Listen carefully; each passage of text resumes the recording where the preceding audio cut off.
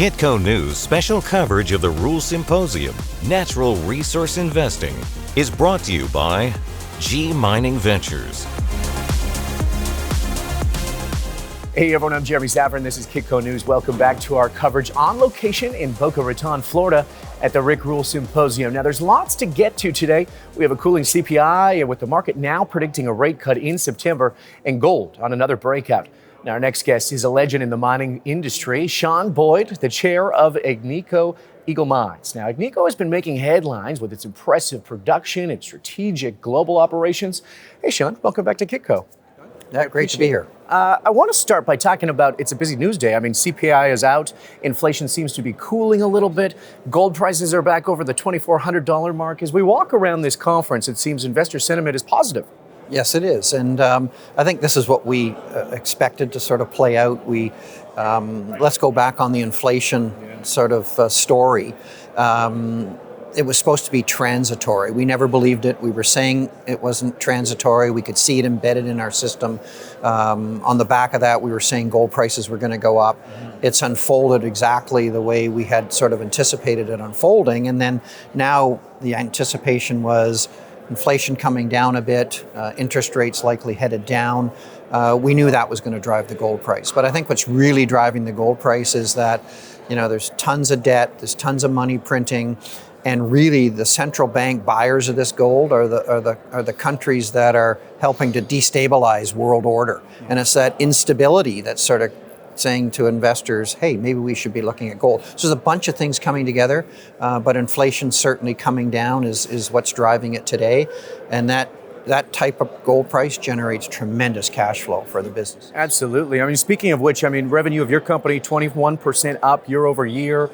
Talk to me about how it is so difficult to be a miner with these high prices, cost management, the cost of labor, everything's went up. It's kind of squeezing margins, but it almost seems like efficiency is running quite rampant as well. Yeah, I think what you saw over the last few years in that sort of inflationary environment, you've probably seen $100, $150 increase in the cash cost of the industry. But you've now seen more than that made up with the gold price. So it's a constant battle. But what really drives cost per ounce, which is the marker, is the quality of the underlying ore body. Basically the grade, the gold content in the rock. And as an industry, we've seen that coming down. So you're battling nature all the time. So you're always looking for ways that you can keep those costs down. Our team's done a really good job. Now, part of that is the way we've structured the business. We're a global player, but we're more regionally focused within that global platform where we tend to concentrate our businesses in geographical areas where we get the benefits of leveraging off of the proximity, moving skills around, coordinating buying efforts. So we've been doing that, and that's really helped our cost per ounce keep it down relative to the competitors. Right. Speaking of which, your equity price right now is on a nice little run. You guys have been working really, really hard, stepping up some M&A too. Talk to me about that strategy. Talk to me about Kirkland Lake, what the plans are here. Well, we've been busy over the last, let's say, 15, 20 years. We started regionally in Quebec, building out our asset base, and then we started to venture out Mexico, Finland, started expanding more in Ontario with the Kirkland Lake and then Nunavut. So it's bit by bit, but basically the strategy was to buy geology, good deposits, and buy anchor assets, see if we can get them in close proximity with each other. We've really done that. And that's what's driven the business to where it is now. And if you actually look at where the center of gravity is of the business, it's really from the Detour mine, which came from Kirkland Lake gold, down to Kirkland Lake, where we have the Macassa project, across to Val d'Or, LaRonde, Canadian Malartic, which we just picked up the other half from Yamana. So you look at that area there, there's almost 90 million ounces of reserve and resource that we have there. We own it all 100%. There's still exploration upside. And the Detour mine, we've just announced recently that we have plans to get it to 1 million ounces of annual production. Canadian Malartic's over 700,000 now, with a lot of capacity going forward in the plant. So these are core anchor assets, and around it, we're really the dominant player. So that was the strategy, not just go around them cover the world, but be very specific on where we wanted these opportunities. And are you looking at the juniors now with some of these evaluations sitting where they are? I mean, is it an optimal time to go and pick up some of these assets now? Yeah, we're always looking at the juniors, and we have probably a record amount invested in our strategic portfolio in juniors. And that's always important. That's how we built this company over decades, is take a toehold position, understand the opportunity, make ourselves available to the junior management teams for our own experience and expertise as they think about advancing their projects. Not all of them will pan out, but it's tended to be a successful strategy in allowing us to identify things early on, sometimes testing new jurisdictions, even though we've got a relatively small footprint. But we're really active in that space. Yeah, Sean, when you started 30 years ago and got hired into this, did you think that you would be sitting here at a day where your market cap's $500 million away from Imperial? No, not at all. And we're here because we actually did not plan on doing that. When I arrived, a young chartered accountant, being a very small company, there was only 5 people in the head office. But what we did have is we had great culture. We had good skills in terms of being able to assess geology, and we were patient. Mining's a long-term business, so we tried to pattern the thinking and the strategy around that long-term thinking, and that's what we've been able to do. And we've seen many companies come and go because what they did is they got the risk assessment wrong. They just took on too much risk. So we've tended to keep geopolitical risk down. We've tended to keep financial risk down. Where we sort of stuck our neck out was on geological assessment and opportunity, and it's really panned out. So it's actually interesting that because we weren't so focused on empire building, we were just focused on trying to build a high quality business that happened to mine gold. Right. And it's ended up, that's what we've been able to achieve. Interesting. Now, you had an op-ed out which you co-wrote, and it was talking about the Arctic strategy here. I want to kind of transition into that because NATO is sitting in Washington right now meeting. We're seeing a lot of geopolitical issues and wars, frankly, around the world and risk thereof. Talk to me about what your thoughts are here in terms of the Arctic strategy, infrastructure, and your op-ed. Yeah, there's a link here with mining because mining's an important part of as Canada thinks about the North in terms of developing an economy and creating wealth. And I think what we've seen whether it's Russia or China, even the US interest in the North because we have global warming. There's immense richness of resources there. China has come out with their own Arctic strategy back in 2005 or 2006, somewhere in that timeline. They call themselves a near Arctic power. I'm not sure what that means. There's clearly an interest there. And so it's incumbent on Canada, as we look at that northern tier, to protect the North American continent. So we've seen Canada announce investments in the North, a strategy to deploy capital to increase readiness and increase detection. And also we've seen a recent announcement out of NATO that Canada is going to buy some nuclear submarines. Russia's way ahead of Canada in terms of what we spend. So Canada has an opportunity, but in order to take advantage of that, we think the opportunity is really work with government, work with industry like mining, resource development, to create economy, to create social infrastructure, and really sovereignty is about presence. Right. And there's no better presence than a mine or a mining business because we're there 365 days a year, 24/7. Right. And that's the message we've been sending as we've been in Ottawa talking about the opportunity set. So we just see lots of potential up there. We're 25% of the economy, the GDP of Nunavut right now.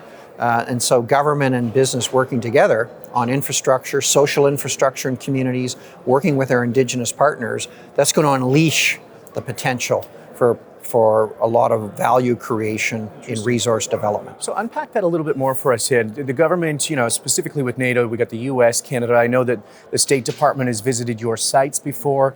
That strategy going forward, is that, it's not a joint venture of such, but are they going to come in and help with infrastructure? Are they going to buy infrastructure? What does that look like? Well, I think what it looks like is that we've seen a sea change in government's view towards mining.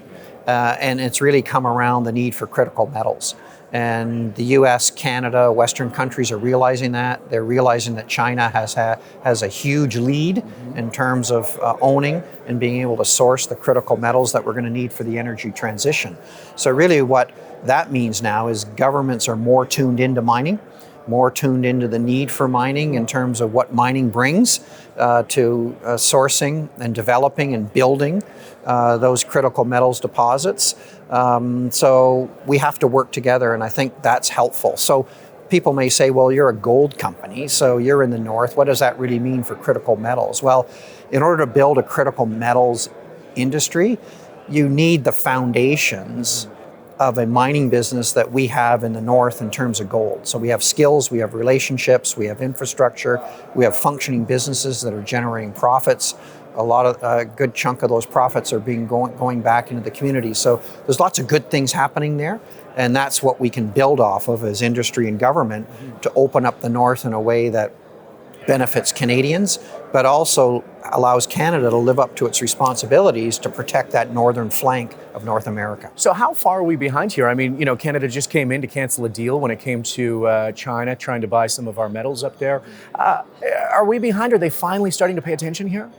Well, I think there's a realization that China's been very active acquiring deposits around the world of those critical metals. So I think there's a realization, particularly in North America and in the United States, that we need to do more to develop deposits in North America on those critical metals for the energy transition. So now it's incumbent, as we realize that, not just to come out with a paper policy, 50-page document. It's okay, that's good, that's words, but how do we actually do it? Who's going to actually lead it? And it's what we say to the government. It's not just what you're going to spend, it's how efficiently you can spend it, how quickly you can get things up and running. And what we explain to them is we can get $1.5 billion business built in 2 barge seasons once we start. So we have the logistical capacity, and I think that's what governments, as they come and visit our mines, are trying to understand. What is the actual logistical capacity that exists in the north? Because when we're building a massive mine up there, we have to bring every single item there, every nail, every screw. Everything has to be brought there, and we're pretty good at planning that. So again, it's how do we work together to optimize that opportunity. So obviously your eyes are on the north, lots of potential there. I mean, it seems that the future is bright for Agnico. What's the projections here in terms of your priorities over the next, say, 5 years? Well, it's really, we've got a really good internal pipeline. And so it's how do we take advantage of that pipeline, move those assets forward, like the Detour Underground, like the Upper Beaver project, like the Hope Bay project. And that's a perfect example. Our federal government decided a couple of years back that they didn't want a Chinese run mining business to own that project. And within 2 weeks, we stepped in, we acquired it, we put it on care and maintenance, we've stepped back, we've drilled it, it's grown. It's a much bigger opportunity now. We've still got some work to do to get it there. So that's another important project right on the northern coast in Canada. So we're focused on what we have, but we're also, as we said earlier, we're looking at the junior space. We're looking at opportunities that are better match for a market cap of 50 billion Canadian with the skill set we have, with the cash flow we're generating, that can actually move the needle of a business our size. So that's what we're looking at. Interesting, Sean. Finally, because you're a busy man here, Robert Friedland was just talking to Rick Rule, talking about technology and its place in the mining community and how the efficiency that it's bringing is really going to add to some margin increases, some cost cutting. How important is that to Agnico when you look at, R&D and the future technology? Are we just kind of at a new chapter in the mining community here? Yeah, but there's still heavy lifting to do, and it's how do things apply. And there's some quick wins, remote controlled equipment working underground. Not only are they more efficient, it's a safer way to mine underground. We're working on things like ore sorting to manage, lower grade ore bodies. So there's lots of technology that we think over the next little while, we're already implementing some of that, will help keep costs down. But one of the things as we think about remote locations, and generally mining is remote, you have to answer the energy question. And right now in Nunavut, we're transporting diesel to power those. You know what the answer is? Small modular nuclear reactors. Interesting. And so that may be 10 years away, but that's coming. And when you answer that, that's clean, efficient energy, which is modular and portable, then that's going to make these deposits more economic and open up the entire area. So we're looking at that now. Interesting. So the stigma has changed finally. People are understanding that this could really clear up our energy crisis. Gold miners, mining companies, they're all going to look to this technology, much like Amazon is right now, correct? Yeah, and I think there's still work to do, and there's going to be work to do with our Indigenous partners as we think about applications. But again, it's about trust. It's about, not rushing. It's about understanding the technology, how it applies. But it wouldn't just be to power mining operations, it'd be power communities. Right. Those communities are using 40 to 50-year-old diesel generators right now. So there's an opportunity to do a lot of good things. Yeah, with a little bit of government connection there too. Sean Boyd, of course, chair of the board at Agnico Eagle Mines. I appreciate you taking the time. Yeah, We got lots to get to. Exciting day here. Thank you for watching. I'm Jeremy Szafron for all of us here at Kitco News. We got lots of great coverage coming up from Boca Raton here at the Rick Rule Symposium. We'll see you next time. Kitco News special coverage of the Rule Symposium, Natural Resource Investing, is brought to you by G Mining Ventures.